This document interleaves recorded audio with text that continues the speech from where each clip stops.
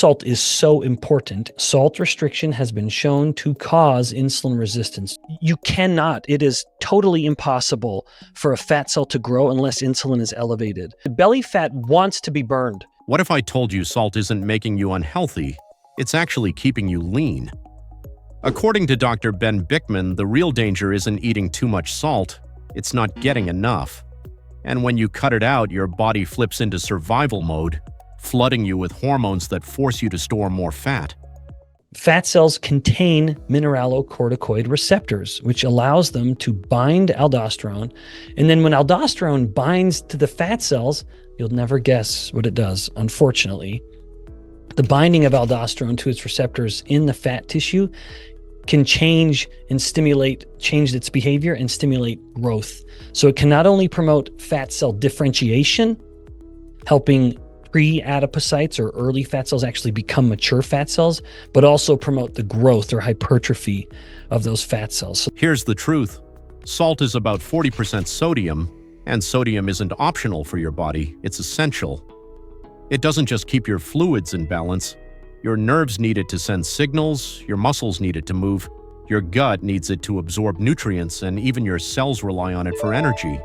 But when sodium drops too low, your body flips a switch called the RAAS system, a powerful hormonal response designed to pull sodium back into your blood at any cost. Salt is so important, it shouldn't surprise you that there are, in fact, some redundant systems, but one primary system, and that is called the renin, angiotensin, aldosterone system. Sometimes it's just abbreviated as RAAS, or just sometimes even stated as RAAS, although there are other signals that are just RAAS, so that can be a little confusing. But the renin, angiotensin, aldosterone system is the main system for regulating salt in the body. The RAAS system switches on when your adrenal glands release two key hormones, aldosterone and angiotensin 2, and that's where the real metabolic trouble begins. According to Dr. Ben Bikman, these hormones target your fat cells directly, making them grow larger, inflame, become insulin resistant, and store fat at an alarming rate. Almost as if your body is stockpiling fat out of nowhere. But here's the twist. When you cut back on salt, your body responds by raising insulin levels, the very hormone that tells your body to store more fat. So instead of getting healthier, you accidentally push your body into fat storage mode. So if you restrict your salt, a normal physiological response to that salt restriction is an increase in insulin levels. So reducing salt intake will absolutely result in these compensatory pathways or mechanisms turning on. Aldosterone will go up, angiotensin 2, its earlier signal will go up, but also insulin will. And thus, remember, in a previous, you've learned this by now, that chronically elevated insulin is a cause, indeed a primary cause, of insulin resistance. So increased reduction in salt consumption will increase aldosterone in order to try to restore salt, but it will also increase insulin, thereby, no surprise, promoting insulin resistance. So yes, salt restriction has been shown to cause insulin resistance. You can look up the study Lastra, Lastra, et al. In 2010. Another one, Sharma, et al. In 1999.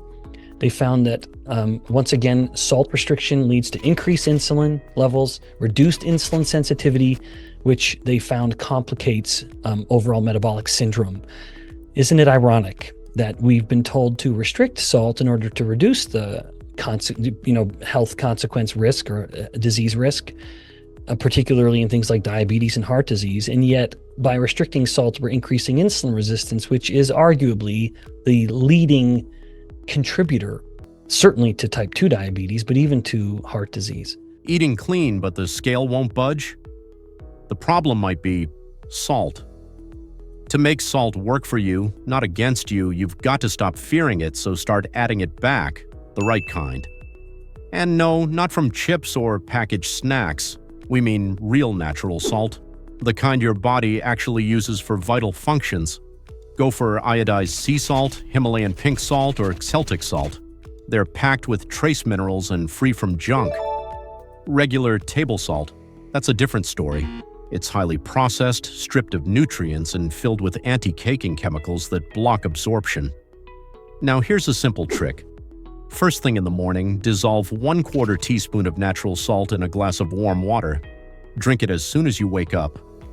This gives your body the sodium it needs without switching on the fat-storing hormones.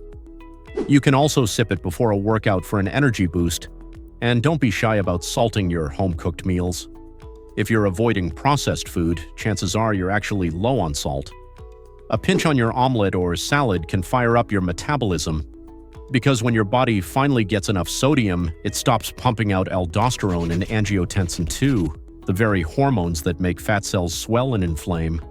If you are salt restricted or you have low sodium levels in your body, you're going to have higher levels of the renin, angiotensin, aldosterone mediators, more angiotensin 2 and more aldosterone. And we just got done exploring how those are able to induce a direct signal at the fat cells, promoting not only the hyperplasia or an increase in the number of fat cells, but also the growth or the hypertrophy of fat cells. Let's just keep things in perspective. As much as I have explained to you, and rightly so, that angiotensin 2 and aldosterone have the ability to contribute to fat cell growth, it still pales in comparison to the fat cell stimulus that comes from elevated insulin.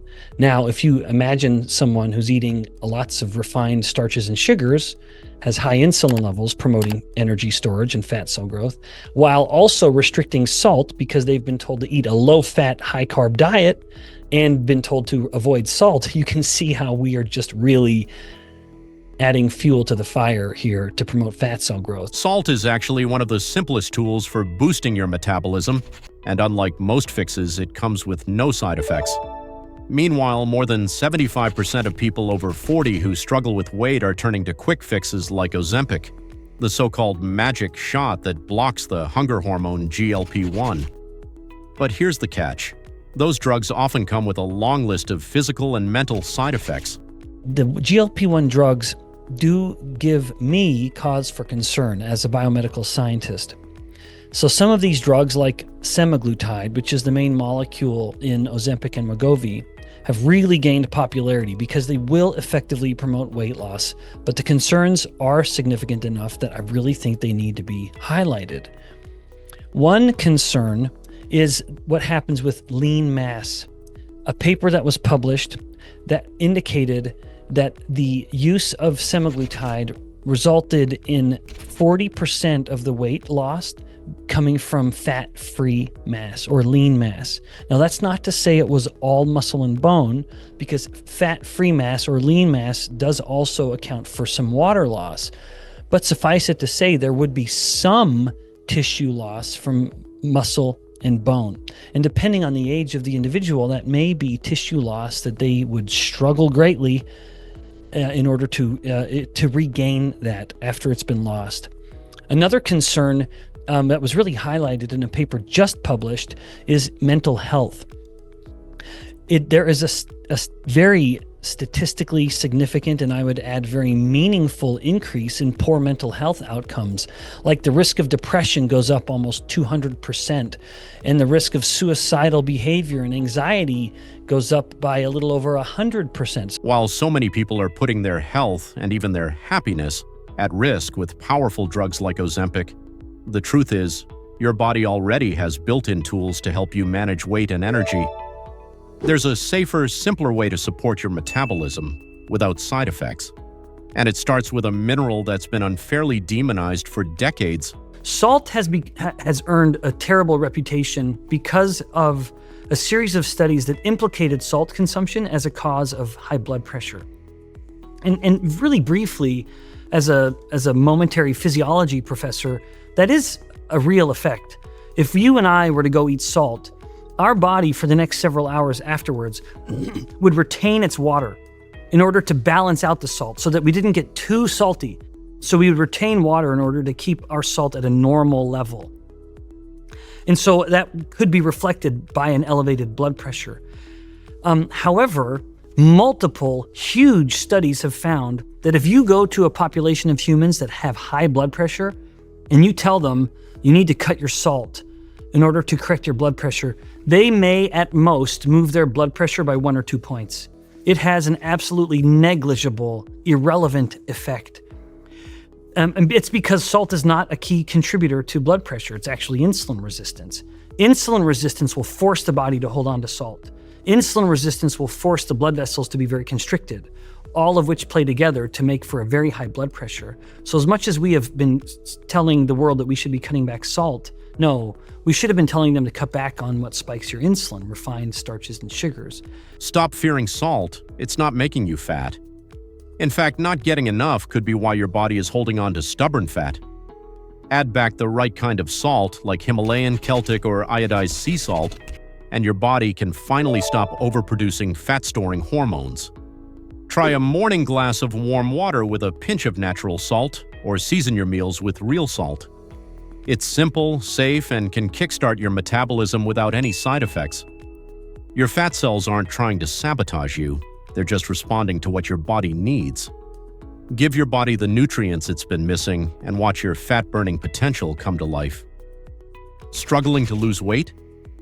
Click the video to discover Dr. Ben Bikman's insulin trick to reset your hormones and unlock natural weight loss.